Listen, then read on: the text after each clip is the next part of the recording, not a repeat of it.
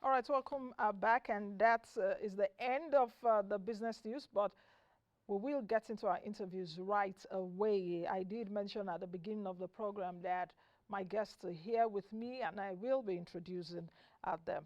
To my immediate left is Honorable Sergius Ogun, who is a former member of the House of Representatives in the committees of upstream and downstream too. Welcome to you, Honorable. And to my immediate right is Chinedu Okoronkwo. He's the President, Independent Petroleum Marketers Association of Nigeria, IPMAN. Welcome to you, sir, and thank you for joining us. Thank you for having me. All right, virtually on Zoom, Joachim Masibong, Senior Government Analyst at STERS Insight, is also joining us. Hello, Joachim. How are you doing this morning? Thank you for joining us. Can you hear me, Joachim? I can hear you. Yes. Okay. Yes. Okay. Good morning, Nancy. Okay. Good morning. I can hear you now. Now let's get started, and I would start with the IPMAN president. Please, can you just help Nigerians understand what happened yesterday? Because yes, exactly. Because we all woke up and we woke up to a sudden price increase. It's not been. The last increase was May 31, actually, when the NNPC adjusted its price. July 18. Another price increase. It was as bad as people were in the filling stations waiting to buy fuel. Some people were ahead. If you were next, price was adjusted. So help Nigerians understand the abracadabra that we saw yesterday. Thank you for this opportunity to explain to Nigerians. You remember the regime we are right now. You're talking about price, changing price, no. There are fundamentals that is involved in it. The market fundamental, what is happening internationally where this product is gotten. That is what is really dictating the market. It's not a situation where maybe before government is subsidizing it, now there is no more subsidy. So it reacts to the realities of the market. I think that is what has happened. What are the realities of the market the price that of is making it increase yes, now? the price of crude changed from 70 to 80 dollars yesterday. And remember, our refineries are not producing. Maybe we would have. Yesterday, no, what I'm saying is it's up now. It's going up every day. Yes. And again, there is this dollar volatility in dollar. This is dollar business, where before we were having basically two major doors of where you can get a cheaper if you are importing. Maybe when an NPC was the sole importer, they could get for 400 and something, whereas the black market could be going for 700. But now there is this floating of naira. As yesterday, the last time I checked, it was about 820 to 840. And this is what people should also know, that it is not anybody's making. The price is no more regulated by government, or the market. But what I also understand, and what the NNPC boss has also said many times, is that NNPC Limited, which is the sole importer now, isn't it? It's still, they are not the sole importer. Hold on. Who imported this one now that is given to you people? No, listen. Hold on to me. Hold on, sir. Answer this one. This one people are selling now. Who imported it? Let me tell you, it's good to let the world know what is going on in the system. As I speak now, there is a commissioning of IPMAN depot. And some others that will import. No, they have brought. That's what I'm saying. But I'm supposed to be there. Yes, I understand. Are they the ones that brought in this supply now? They are not the ones. You know that for every good business, you must ensure you are still in the business. What is the market reacting? Can they go back again? Now, what I want us to establish and what I want you to answer is NNPC as at, let me put it yesterday. As at yesterday is the sole importer. Anything can happen from today. NNPC is the one supplying you and your colleagues, and even Moman, as it were. NNPC always say that they have over 30 days of supply. They don't just go every day and be importing fuel. So That 30 days of supply had a landing cost, had everything that was attached to it. So what made the price jump when you and your colleagues went to get the fuel? All right. Because that is what I'm telling that cost you. has been imputed at least You monthly. know that NNPC, and I understand what you're they are saying. limited. I understand that. So can they finish their stock and they cannot get the product again? They have to react with the realities of the market every day now. That is what is happening.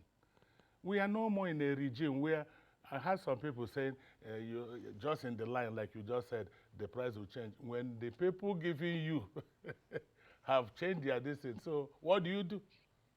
Okay. You have to change. Okay, I will so come that back. you remain in business. So with what you are telling me now, prices, I understand market fundamentals. I don't think I'm ignorant to what you're saying. This is what I do every day. You do it. Yes, Thank you. but what I'm saying is that how do we now explain to Nigerians that are watching us now that we are in a deregulated market and the prices, I'm afraid and unfortunately, the prices may begin to go higher because those market fundamentals are not favorable now. And those market fundamentals are the oil, Brent crude price is up. Those market fundamentals are Nigeria, we are not producing that much. We are not meeting our OPEC quota. Those price fundamentals are Naira is under pressure, is depreciated. Those market fundamentals are Forex supply is not there. I understand everything you are saying. But what I am saying is that please help us to explain now. Yes. And how can Nigerians understand that they may also wake up tomorrow and fuel price will be 700 naira because it is possible the market fundamentals are still there? Good. That is why we in IPMAN, we didn't fold our hands. We have brought, even though CNG usage has been there since 2007 in Benin, now we have made people to realize that, look, there are other alternatives where this nation cannot transit. We are not importing this gas. It's being flared in billions of cups every day. The government should take opportunity, should, take this golden opportunity on trying to create the market. The demand is there, but no market. Okay, I'll come back to you. Honorable, I just had to start with IPMAN president because it's really not a laughing matter. Nigerians are really suffering. Everybody is really suffering. Everybody is suffering, but the rich, it's the no, impact the rich. is what is the profit? No. It's the rich that is still able to buy fuel. Now. The rich crying, but it now depends on the degree because even the rich are the ones that can afford fuel now. So, Honorable, is the government, with what we've seen in the last 2 weeks or so, do you think that this government is thinking through its policies holistically? Well, especially after subsidy is gone statement, cash transfer, 5,000 initially, according to the one, now 8,000. Now President is saying we are reviewing it. Now the retail arm of NNPC Limited coming up with this price adjustment yesterday. Do you think that this government is really holistically thinking through these policies? Yeah, I think they're just grandstanding, but you can also understand why that is happening. There's a case in court, we have to hit the ground running, give the impression that we are doing all the right things and all. That is understandable. But my biggest challenge really is we should take politics out of this whole thing. Maybe we don't want to revisit the past. When Jonathan removed subsidy in January 2012, this same group of people were the one that almost truncated our democracy by doing Occupy Nigeria. Some people became popular through that. 11 years after, what has changed? We had the capacity to do what Chief Koronko just mentioned just now. We could have gone the CNG route and all that. We didn't take all that. So today, we're at our lowest, and now we are trying to do all manner of things. So now we don't have that window to introduce all the palliatives they are talking about. The palliative I can understand. The president doesn't really have a choice in the $800 million. He doesn't have a choice in that because that's World Bank. You will know. I shouldn't be telling you that, maybe the public. There are conditionalities attached to that loan.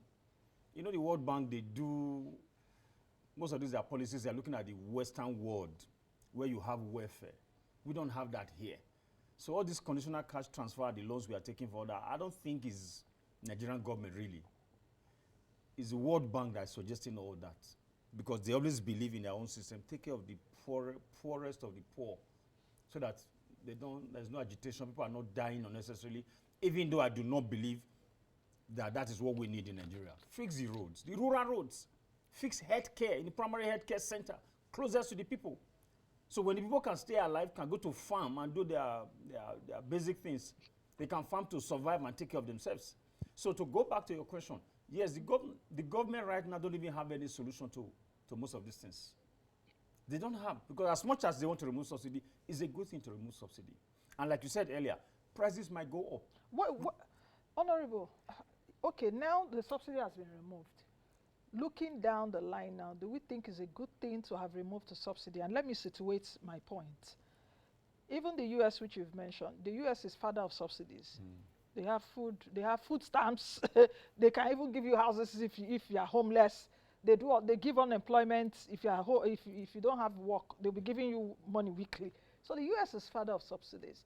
But my point is, looking down the line now, the removal of this subsidy, was that the way to go without addressing the big elephant, or perhaps, yes, the big elephant that was in the room, which is the way the subsidy was handled, the transparency of the subsidy. Take a look at it now. NMDPRA has come up to say our fuel consumption has come down to 46 million.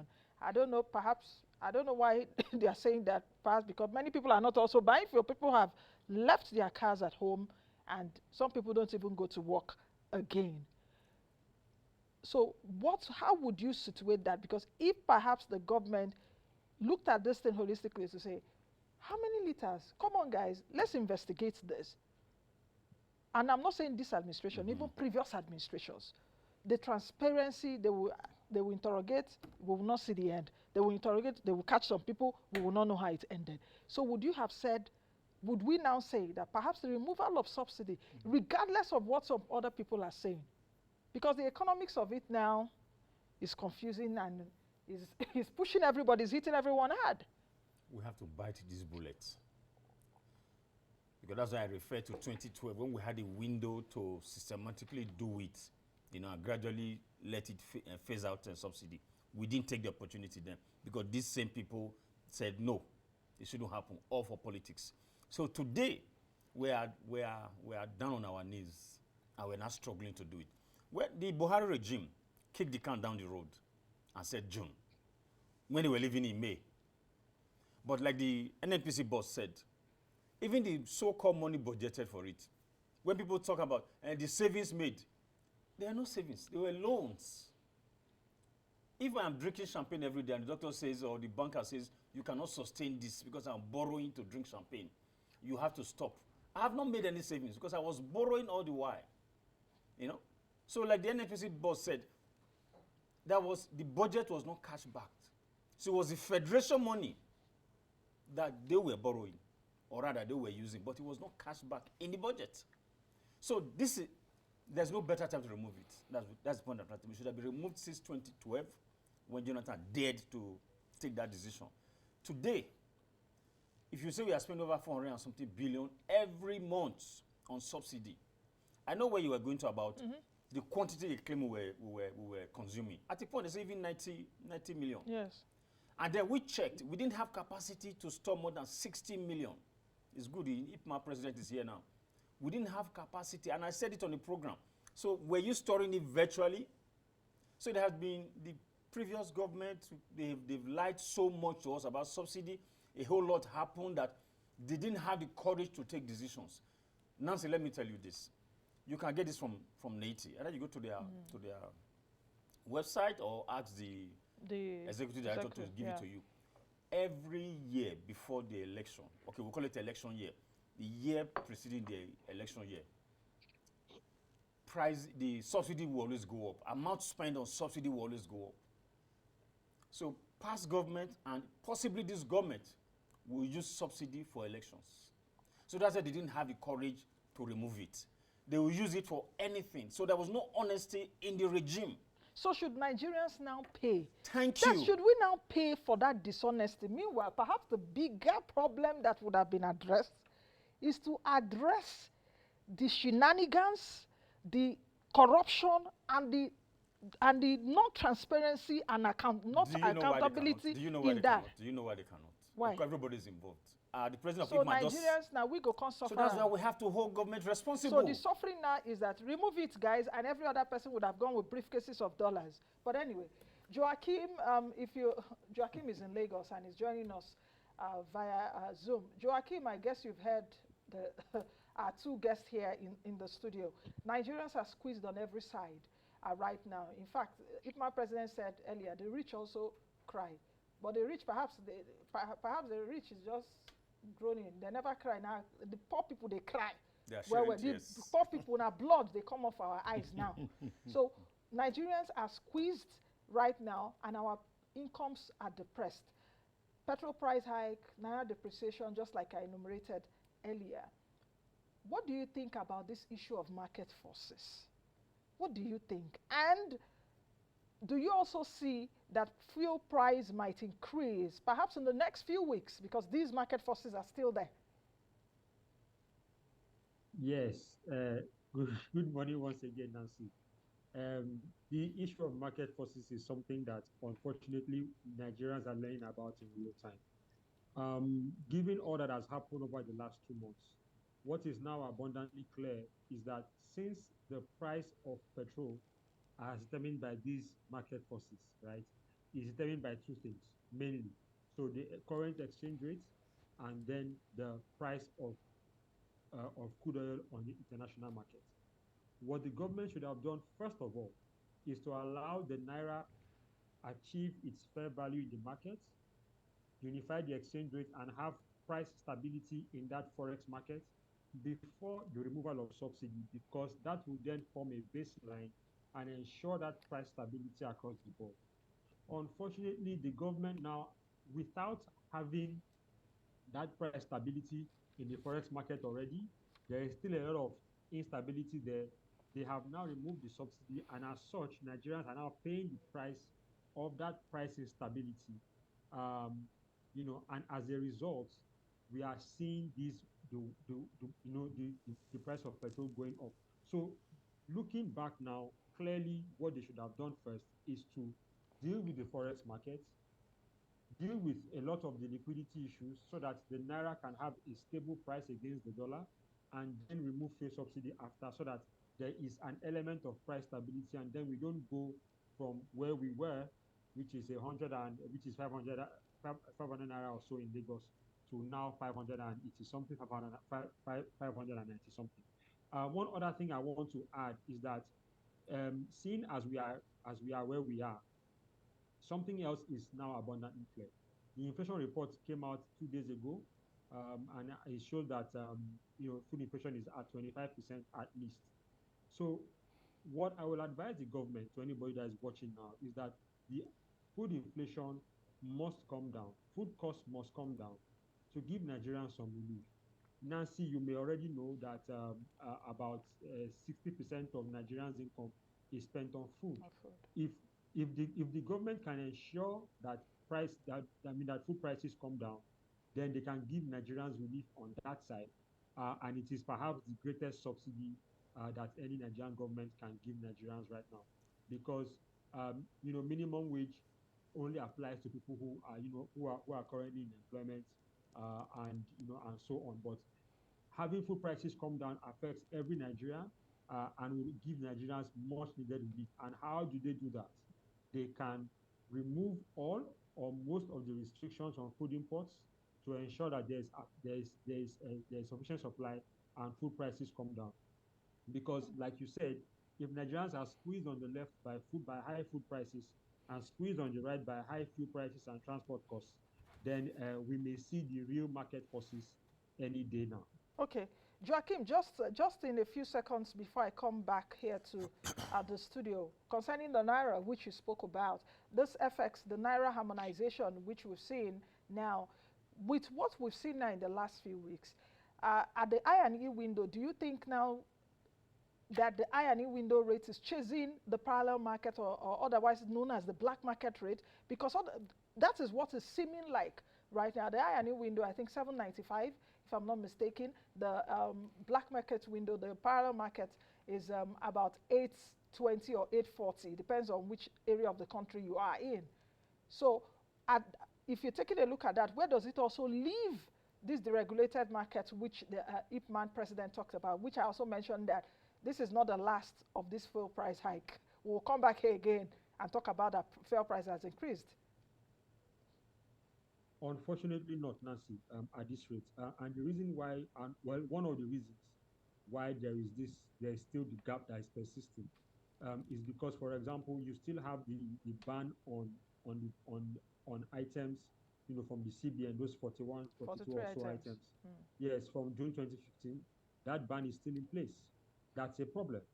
Another problem is that there are still ongoing liquidity issues, backlog of the backlog of forex demand on the I&E window.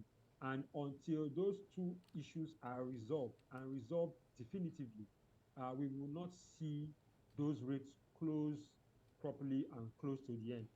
And so those are the two main issues, as from all the conversations I've had so far from people who are very knowledgeable about this issue.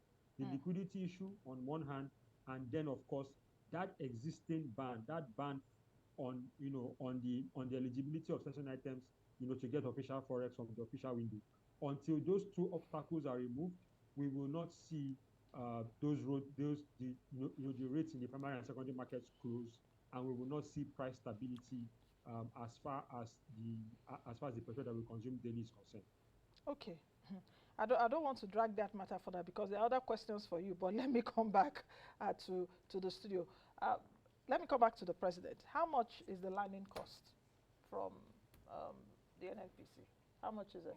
I don't work in NNPC. Okay, no. How much is the landing cost? I want to go somewhere because that's what actually subsidy you don't is. visit me to area I don't particularize. Oh, so you don't know that? Why should I be looking into that? No. Let us not go to area. Now, as we are talking here, dollar might be changing. Okay, how much do you get from how much you do you have buy come from to NNPC? the level we are buying. Okay, how much do you buy from NNPC? You mean right now or yes. before now? Or at least yesterday the price was increased. Good. Now let's talk about yesterday. 567 naira. 567 naira. Yes, ex-depot. Ex-depot price. Yes. So for those selling in Abuja, we are buying at 617. You now put the transport. So 617 taking minus a trailer from Lagos, for instance, the gas alone, you pay close to 1,200,000 or 300 naira. Then add it. Then you times the other one, close to 25 or 26 million naira. So you said 567. Okay. In Port Harcourt, I'm using Port Harcourt. Okay. This thing is modulated.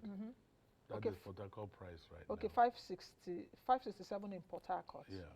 Okay, so for Abuja, it will be higher, definitely, because of the transport distance parity, yeah. Okay, so let's say, so let me just use Abuja roughly. So that means there's a difference of about 15 naira. So in that 15 naira, I'm using 617. Yes. In that 15 naira is where your profit is in, Everything. and also your transport. No more equalization fund. You're aware. Okay. Now, still with you, where you said earlier that some companies, some marketers will be bringing in the product. Yes. What do you see that doing in the next 2, 3, 4 weeks, or in the next 1 to 2 months? Because now it will not be that NNPC will be the sole importer, yes. but NNPC will still be the major importer. No, look, it's relatively how some of these marketers have money and they have foreign contacts. It's an opportunity now, even for those in diaspora, to bring in their money. The market is going to be, a lot of things will happen in the market. Remember, the remittance from foreign, they can put themselves together and begin to bring product.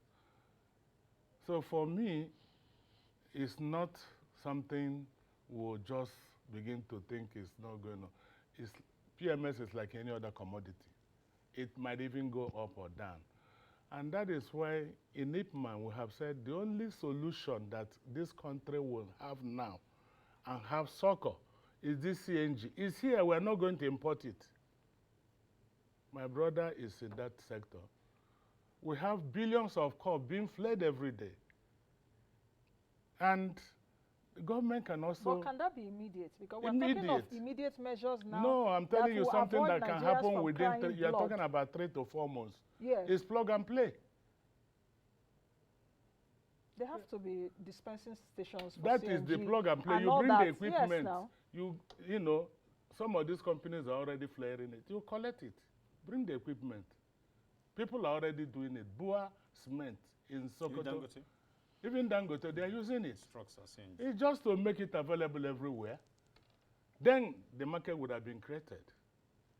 Because a man or a company trying to invest in gas must justify the investment. Where is the market? That is why Nigeria is looking to Morocco with over 60,000 kilometers, because the market is there. But we have over 200 million people here that you can also affect their life. It's cheaper, friendly, and that is economical. Okay, I want to ask, how many of your colleagues are importing? The commissioning happening today. How many companies? I told you, EMADAP yes, I know invited me. I'm aware that AY Shafa is also bringing.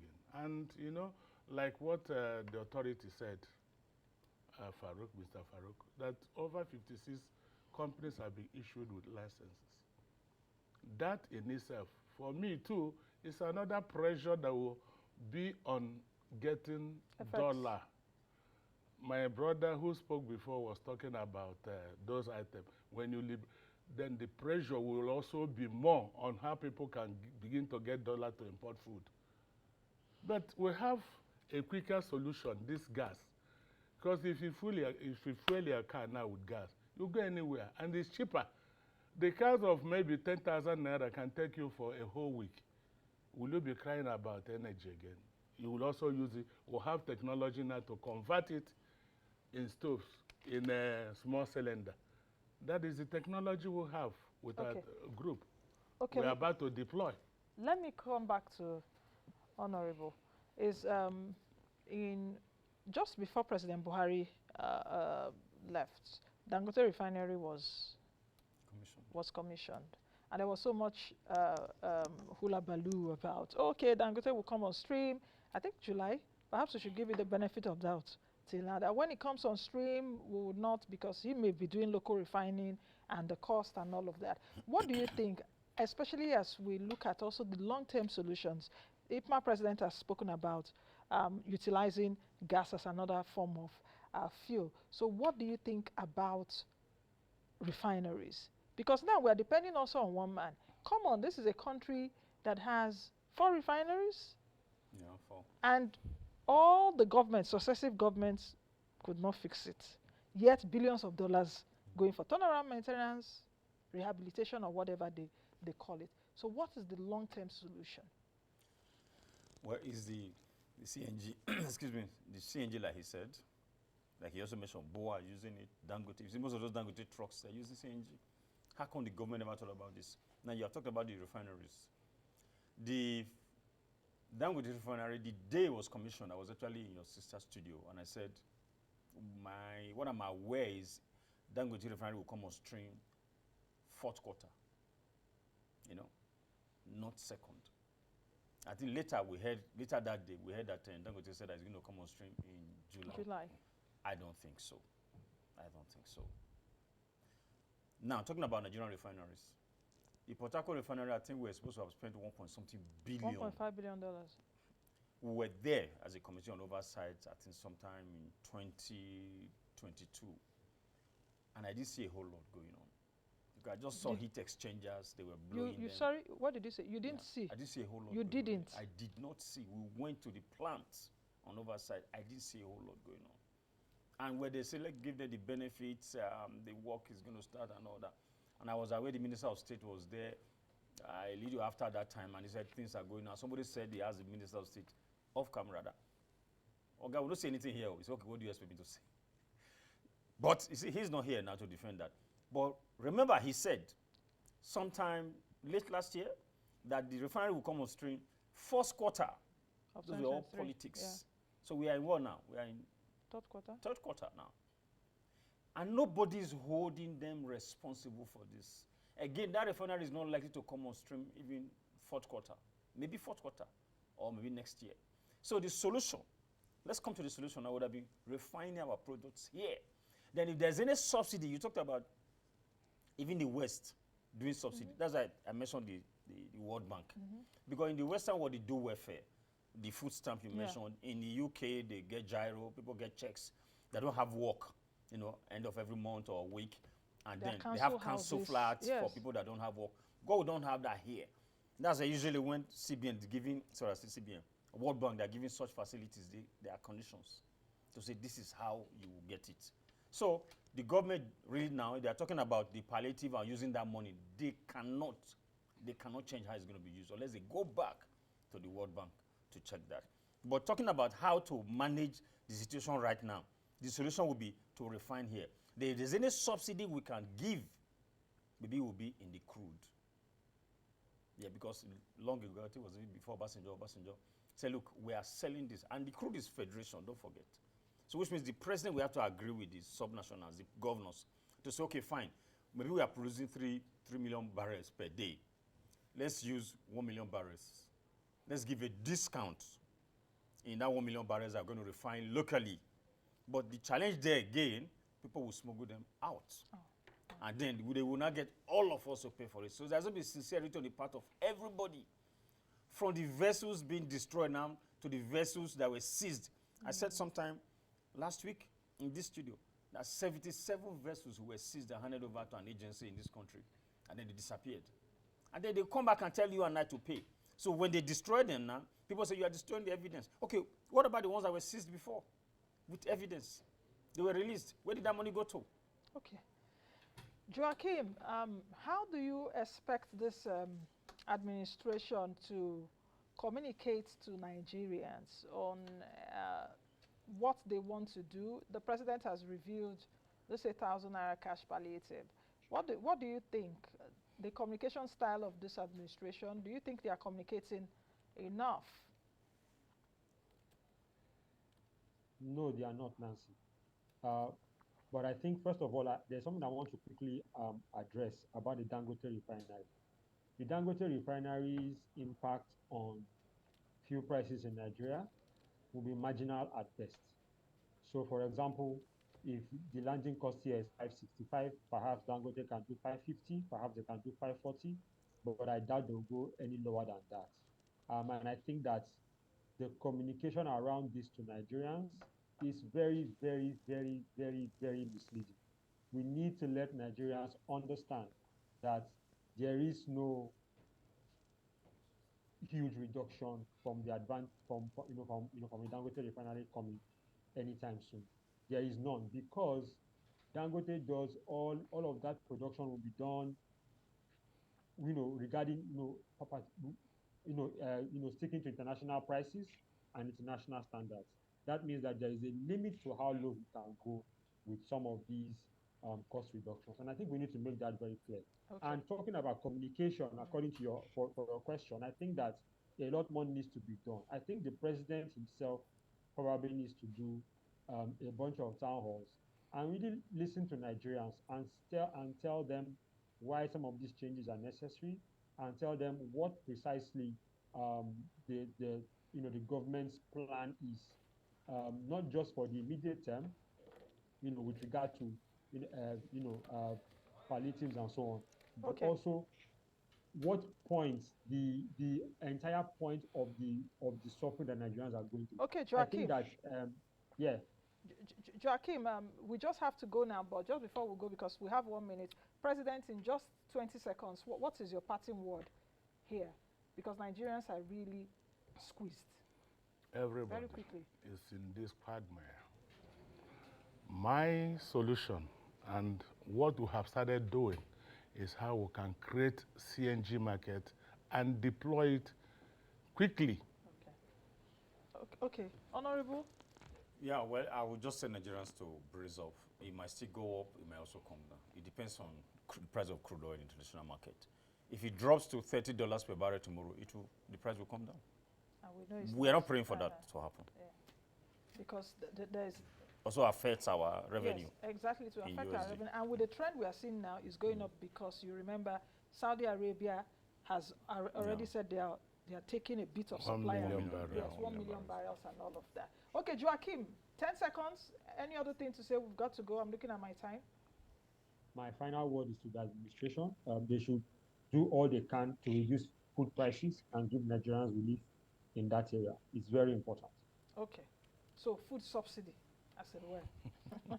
Okay. Yes. All right. Thank you, gentlemen, for joining us on the program today. I've been speaking with Chinedu Okoronkwo, who is the president, Independent Petroleum Marketers Association of Nigeria, IPMAN, and Honorable Sergio Sogun, a former member of the House of Representatives, committees on downstream as well as upstream, and Joachim Masibong, a senior government analyst at STERS Insight.